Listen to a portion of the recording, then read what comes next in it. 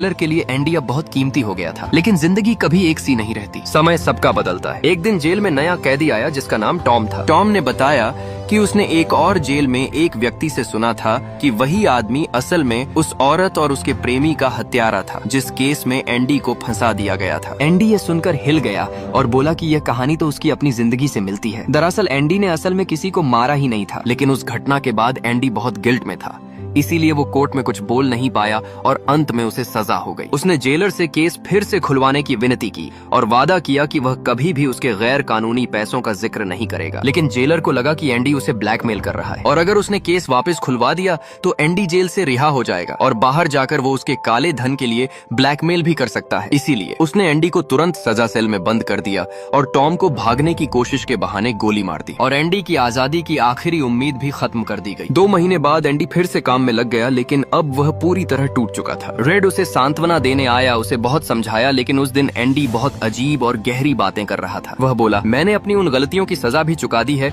जो मैं कभी की ही नहीं। और अचानक बोला, शहर के बहुत दूर एक जगह है कैरेबियन बीच, समुद्र के किनारे, मैं वहीं जाऊंगा। और फिर उसने रेड से कहा, अगर तुम कभी रिहा हुए तो बैक्सटन सिटी जाना, वहाँ बड़े से ओक के पेड़ के नीचे एक पत्थर मिलेगा, उसके नीचे मेरा राज दबा हुआ होगा। रेड डर गया, उसे लगा शायद एंडी आत्महत्या की सोच रहा है, क्योंकि किसी ने बताया था कि एंडी ने 2 दिन पहले एक रस्सी खरीदी थी। रात गुजरती है और सुबह होते ही सब कैदी अपने अपने सेल से बाहर आ जाते हैं, लेकिन एंडी बाहर नहीं आता। यह 20 साल में पहली बार था कि कोई कैदी बाहर नहीं आया था। सबको डर होता है कि कहीं उसने खुदकुशी न कर ली हो। गार्ड गुस्से में एंडी के सेल में जाता है और हैरान रह जाता है, सेल खाली था और एंडी भाग चुका था। सायरन बजता है, वार्डन दौड़ कर आता है और यह देखकर गुस्से से पागल हो जाता है। वह रेड को बुलाता है और उससे पूछता है कि एंडी कहाँ है। तभी वह गुस्से में दीवार पर लगे पोस्टर पर पत्थर मारता है और पत्थर पोस्टर के आर पार चला जाता है। पोस्टर के पीछे एक बड़ी सुरंग बनी होती है जो एंडी ने 20 साल में बनाई थी, उसी छोटी हथौड़ी से जो उसने रेड से मंगवाई थी। मिट्टी वह रोज अपनी जेब में भरकर ग्राउंड में गिरा देता था। रात में एंडी सुरंग से निकलता है, गटर के 2 किमी लंबे पाइप में रेंगता है और आखिरकार जेल से बाहर निकल जाता है। भागने से पहले